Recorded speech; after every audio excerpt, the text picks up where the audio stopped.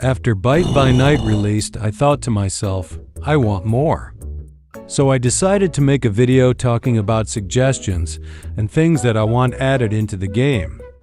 Before we do talk about that, I do want to make it clear that these are my opinions. And if you have any concerns, feel free to say them in the comments section below. So don't forget to subscribe, and let's get into the video.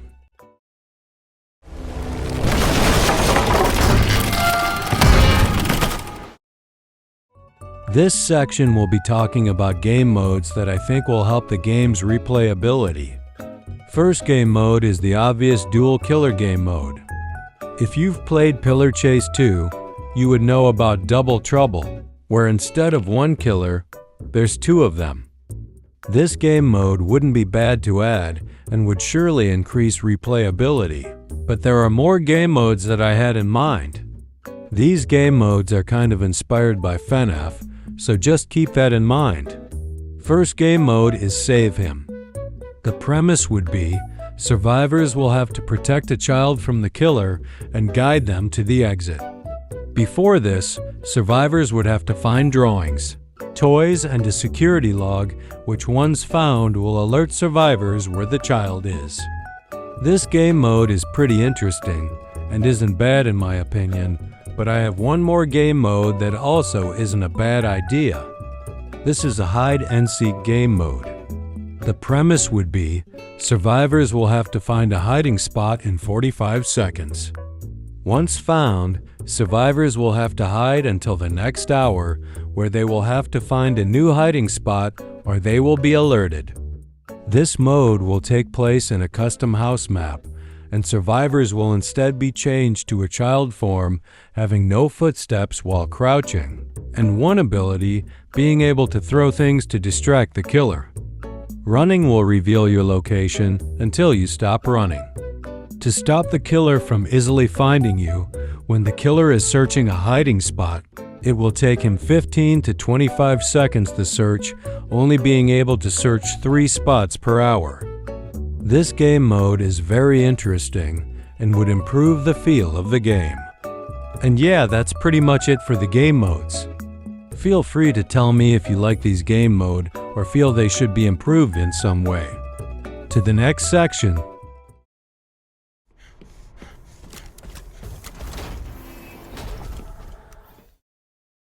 This section will be talking about gameplay stuff that I think would improve it.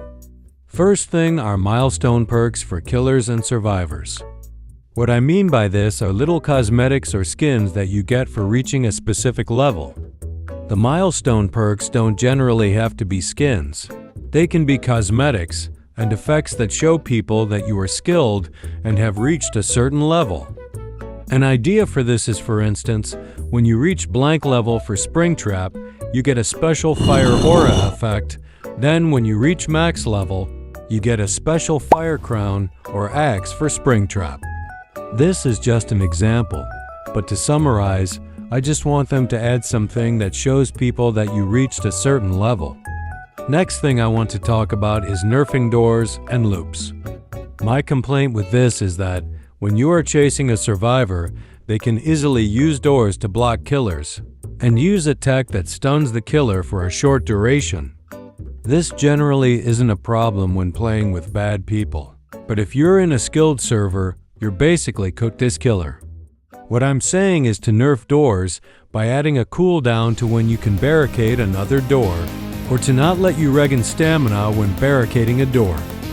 This also leads us to our next problem, which is nerfing loops. Loops in maps like the pizzeria and the forest is just nasty. With enough practice, in the pizzeria, you can loop the killer for the whole round, using the office, kitchen, arcade, the middle area, and playroom. Don't even get me started with the forest map. That map is so bad, they literally just need to revamp the map. The new forest map, in my opinion, is worse than before it was altered with. Yes, killers like Springtrap and Enard can use traps to block off loops, but you only have so little traps. In my opinion, remove loops or make special routes that killers can go, kind of like how Forsaken does it. Same thing with doors. Next thing about game modes are map mechanics and hiding places. First are map mechanics. What I mean by this is more things that survivors can do to interact with the map, like how they made survivors able to barricade doors. An example of this, for instance, adding fog and breakable walls that killer can break in the forest map. This is very optional, and don't think they would add more map gimmicks and just keep the classic barricade doors. But next are hiding places, which is another optional mechanic. In all maps, there would be map-based hiding places that you can hide in. An example of this is in the warehouse map. You would be able to hide inside of a box. Or in the pizzeria map, you can hide under the table. Killers will take 6 seconds when searching a spot, and in that duration, the survivor wouldn't be able to leave that spot. As I said before, this is very optional, and maybe they would add this. But before I end this section, there's one more thing I want them to add. And that is more mini-games inside of the lobby. I know it's small, but imagine if they added more Fnaf-based mini-games, like Midnight Motorist or the Fruit Maze mini-game. But that's pretty much it for this section.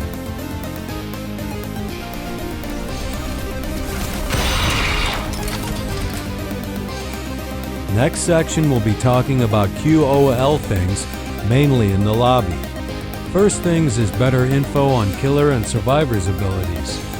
What I mean is that in the survivor and killer menu, their description isn't well explained. An example is the meta class, where it states that it heals people 5 HP every 2 seconds, but doesn't state how long the ability lasts for. Or the fighter class, where it doesn't state what 3 effects the killer gets from being stunned. These are small things, but they are kind of important for new players who don't know how the abilities work. Next thing is adding quests for currency and XP boost. There would be quests like do 10 generators or heal 15 people, and you would do these quests for currency and XP boost. People probably wouldn't like this, because they would have to nerf the amount of currency you get from games, which will heavily increase grinding, which people don't like. But at the same time, this would improve replayability because it would give people another reason to play the game for hours on end. Not really a bad idea. Next is adding more UI, which would include adding keybinds to setting, or more specifically, telling people how to drop the battery when holding it. Keybinds would help people who are more used to different controls and want to change them, and telling people how to drop the battery would also be helpful. And that's pretty much it for this section. This section is kind of an extra section, and we'll be talking about killers, survivors, skins, and maps I want inside of the game. First killer is Nightmare Fred Bear.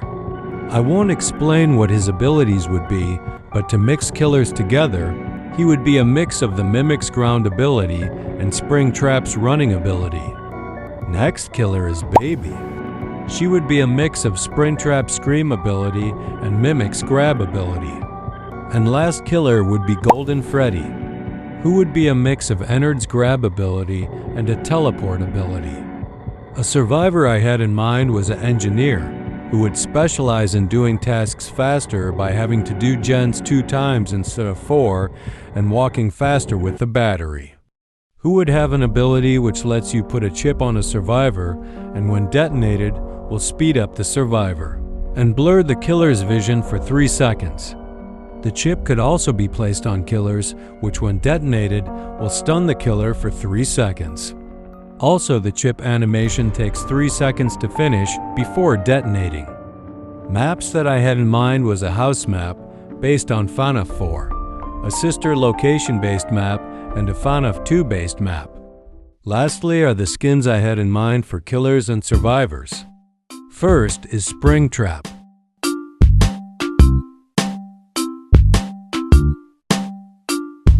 Next is the Mimic.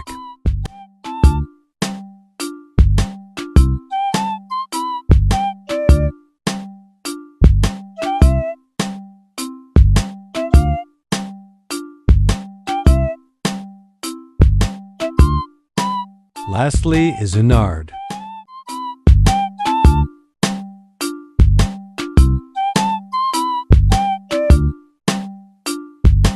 Now for the survivor skins. First is Fighter.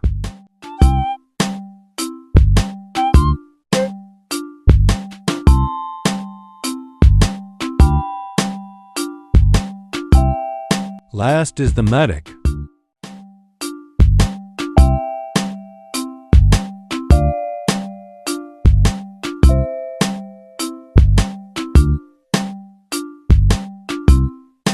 And that's pretty much it for this section.